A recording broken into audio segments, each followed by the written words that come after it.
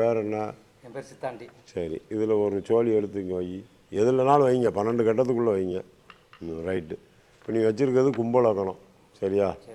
கும்பலக்கணம்னா லக்கணத்துக்கே ஜென்மச்சனி நடக்குது, ராசிக்கும் ஜென்மச்சனி நடக்குது. அப்போ ஜென்ம குரு வரும்போது நடந்த மாதிரி ஜென்மச்சனி வரும்போது கடன் சம்மந்தப்பட்ட உபாதைகள், தேவையில்லாமல் வட்டிக்கு வாங்குறது. அந்த வட்டிக்கு வாங்கினவே நம்ம சாப்பிட்ற நேரம் தான் கூப்பிடுவான். நான் சொல்லுவேன் ரைட்டுங்கிறியா? அந்த சோறு சாப்பிடும்போது கூப்பிடுவான். இல்லைன்னா வீட்டுக்குள்ளே போனோன்னே நம்மளை தேடி வந்துடுவான். இல்லைன்னா தொழில் செய்கிற இடத்துல வந்து பணத்தை கொடுங்கன்னு கேட்பான். உங்கள் கூட பிறந்த சகோதரர் இருக்காரா? 2 தங்கச்சி இருக்கும். சகோதரர் இருக்காரா? சகோதரர் கிடையாது. நான் கேட்குற புரிஞ்சுக்கிட்டியா? எப்பயுமே சகோதரிகள் இருப்பாங்க, அதில் ஒரு சகோதரி கஷ்டப்படுவாங்க. அதுக்கு என்ன காரணம்னா, நீங்கள் வச்சுருக்க லக்கணத்துக்கு கரெக்டாக 7ஆம் 5 8ல் போய் சந்திரனும் கேதும் இருக்குது. அப்போ சந்திரனும் கேது இருக்குன்னா உங்கள் வீட்டில் ஒரு கன்னி தெய்வம் இருந்திருக்கும், கன்னி தெய்வம். அதே மாதிரி உங்கள் வீடு இப்படி வந்து ஒரு சந்துக்குள்ளே போகும். அதுவும் வடக்க பார்த்த வாசலோ தெற்க பார்த்த வாசலோ உள்ள ஒரு வீடாக உங்கள் வீடு இருக்கும். நான் சொல்ல புரியுதா? இருக்குது. இப்போ அந்த வீட்டுக்கு எதிர்த்தாப்புல ஏதாவது மரம் இருந்து வெட்டினாங்களா? இல்லை ஏதாவது ஒரு கோயில் சம்மந்தப்பட்ட இடங்கள் இருந்துச்சா? மரம் வெட்டணும். என்ன மரத்தை வெட்டின நீ? கருவேல மரம். அதுக்கு பக்கத்தில் என்ன இருந்துச்சு? ஒன்றும் இல்லை. உனக்கு தெரியும் ஒன்றும் இல்லை. அந்த வீட்டுக்கு பக்கத்தில் கொஞ்சம் இப்போ வெட்டின இடத்துலேருந்து ஒரு 100 மீட்டருக்குள்ளே எங்கேயா முனியசாமி இருக்கா? அதுக்கு சொந்தமான இடத்துல போய் நீ வெட்டினா உன்னை எப்படி விடும்? நீ வெட்டின பிறகு நீ வீட்டில் குடியிருக்கியா? வீட்டை விட்டு பற்றி விட்டுருச்சா? அந்த வீட்டில் இருக்க முடியுதா? இப்போ யாருக்கு வயிற்று வலி இருந்துக்கிட்டே இருக்குது? வயிறு சம்மந்தப்பட்ட உபாதைகள் மனைவிக்கோ குழந்தைக்கோ உனக்கோ இருக்கா? மனைவிக்கு இருக்குது. அதனால் நிரம்ப கஷ்டப்பட்டுக்கிட்டு இருக்க, செலவழிக்கிற, வைத்தியம் பார்க்க. உனக்கே அந்த குதிங்காலில் ஒரு வலி இருக்கா? கால் உள்ள அப்பப்போ வருது. அது வந்து டிரான்ஸ்போர்ட் மாதிரி உனக்கு தெரியுது, சரிதானா? என்னையை பொறுத்தவரையில் நீ வச்சுருக்க லக்கணத்துக்கு ஒரு விஷயம் தெரிஞ்சுக்கோ, லக்கணத்தில் சனி. அப்போ உன்னை யாரும் ஜெயிக்க முடியாது. உன்னோட தொழில் இருக்கும், வித்தை இருக்கும், எல்லாம் இருக்கும். உங்கள் தாத்தா சொத்து இருக்கும், அதை அனுபவிக்க முடியாமையும் இருக்கும். கோர்ட் கேஸ் வழக்கு வரும். நான் சொல்கிறதெல்லாம் உனக்கு புரியுதா? சரி, யாருக்கு உங்கள் வீட்டில் 2 பொண்டாட்டி? உங்கள் தாத்தா யாருக்கும் இல்லை சார், நமக்கு தெரியாது. அதுக்கு முன்னாடி தெரியாது. சரி, உனக்கு 2 பாட்டி இருந்தது உனக்கு தெரியாது. சரி, அதை இப்போ நம்ம ரெக்கார்ட் பண்ணோம்னா சண்டை வந்துடும் உங்கள் வீட்டில். இதில் எடுத்து கொஞ்சம் போல வை. மேசம், ரிஷபம். இப்போ உங்களுக்கு ரிஷபராசி வந்திருக்கு. இந்த ரிஷபராசிக்கு என்னென்னு கேட்டால் முன்ஜென்ம ஆன்மாவுடைய தொடர்பு உண்டு. ரிஷபராசி ரிஷபலக்கணத்தில் எவன் பிறக்கின்றாலும் முன்ஜென்ம ஆன்மாவுடைய தொடர்பு உண்டு. அந்த தொடர்பில் உங்கள் வீட்டுக்கு பக்கத்தில் நீங்கள் வெட்டிங்களா கருவேல மரம், அது கொஞ்சம் தள்ளி யாராவது தூக்கு போட்டு செத்தாங்களா? இல்லைன்னா அந்த வீட்டுக்கிட்ட ஏதாவது நடந்துச்சா?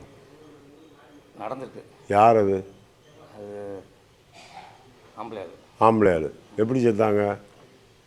மருந்து குடிச்சு விஷம் குடித்து தூக்கு போட்டு ஏதோ செத்து போனாங்க. அதுக்கப்புறம் அந்த தெருவில் ஒவ்வொருத்தராக வீட்டை காலி பண்ணிட்டே வரீங்களா? நடப்பா ஆள் பூரா காலி ஆயிடுச்சு. அப்போ அங்கே நீங்கள் வசிக்கிற காலத்தில் அங்கே ஏதாவது எருவு மாடு இருந்துச்சா? ஏன்னா பரணி நட்சத்திரத்துக்குள்ளே உள்ளே வருது. மாடு இருந்துச்சு. எருவு மாடு இருந்துச்சான்னு தெரியாது, ஆனால் மாடு இருந்துச்சு. ரைட்டா?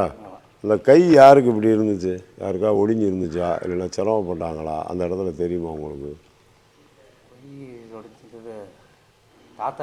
தாத்தாக்கு இருந்தது. ரைட்டு. இப்போ இந்த உங்கள் பழைய சொத்துக்களுக்கு பக்கத்தில் ஏதாவது சுடுகாடுகள் இருந்ததா?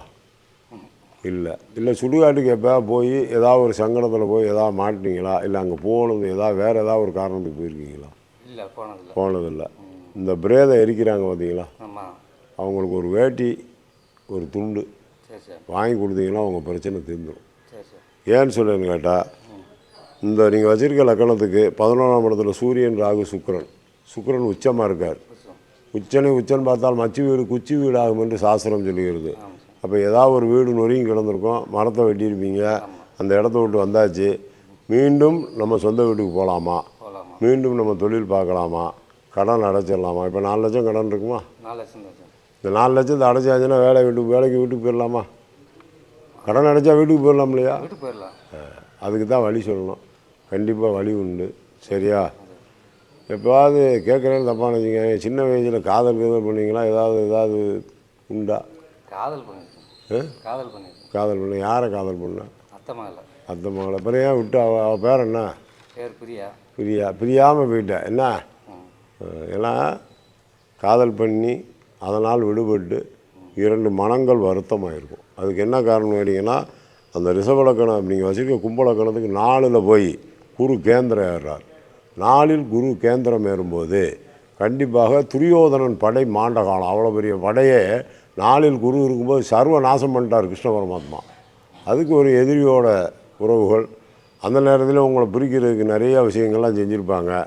அது நம்ம வறுமையா காலத்தின் கோலமா அதெல்லாம் நான் சொல்ல விரும்பலை. ஆனால் நிச்சயமாக சொல்ல நீங்கள் நல்லா இருப்பீங்க. எப்போவாவது உங்களுக்கு சந்தர்ப்பம் கிடைத்தால் திருச்செந்தூர் முருகன் கோயிலில் போய் கடலில் குளிச்சுட்டு ஒரு அந்த இடத்துல அவரை தரிசனம் பண்ணிவிட்டு வெளியே வந்து கொஞ்சம் நேரம் உட்காந்துருங்க. சரி சார். யாராவது ஒருவர் உங்களுக்கு ஏதாவது உணவோ ஏதாவது ஒன்று கொண்டாந்து கொடுப்பாங்க. கோயில் வாசல்கிட்ட அமைதியாக உட்காந்துருங்க. நீங்கள் கேட்கக்கூடாது. அவங்களா உங்களுக்கு ஒரு பழமோ விபூதியோ ஒரு சாப்பாடோ ஏதோ ஒன்று கொடுப்பாங்க. அன்னைக்கோட இந்த கஷ்டம் முடிஞ்சிடும். அது எப்போ போகலாம்? அடுத்த கேள்வி. விசாக நட்சத்திரத்தன்னைக்கு போங்க. ஏன்னா உங்களுக்கு 2 பொண்டாட்டி யாருன்னு தெரியாமல் போயிடுச்சு. விசாக நட்சத்திரத்தன்னைக்கு போகணும். போய் அதை போய் கும்பிட்டு வாங்க. 1க்கு 3 முறை போகிறதுக்குள்ளே கண்டிப்பாக நல்லா இருப்பீங்க. உங்கள் வீட்டு பக்கத்தில் ஏதாவது மட்டன் ஸ்டால் இருக்கா? இல்லைனா கசாப்பு கடைகள் இருந்ததா? இல்லைனா வதைக்கூடங்கள் ஏதாவது இருந்ததா? கோழிக்கறி கடை அந்த மாதிரி ஏதாவது இருந்ததா? அது இப்போ தாத்தா போடுவார். உங்கள் தாத்தாவே அந்த தொழில் தான் பார்த்தாரா? கசாப்பு கடை தான் வச்சுருந்தாரா? அதுக்கப்புறம் தான் நீங்கள் வந்தீங்களா? சரி, கண்டிப்பாக நல்லா இருப்பீங்க. அந்த கொலை பலி பாகம் எப்பயுமே விடாது. வதைக்கூடங்கிறது கரெக்டாக காட்டுறாரு. இந்த இடத்துல இப்படி இருக்குது நான் சொல்ல முடியும். அப்போ உங்களுக்கு சின்னையாங்கிற பேர்லையோ சித்தப்பாவோ யாரோ இருந்திருப்பாங்க. அவங்களும் அந்த தொழிலில் தான் இருந்திருப்பாங்க. ரைட்டா? அதனால் இப்போ இல்லை. அந்த பாவத்தெல்லாம் திருச்செந்தூரில் போய் தொலைச்சிக்கிங்க. சரியா சாமி? ரொம்ப நன்றி.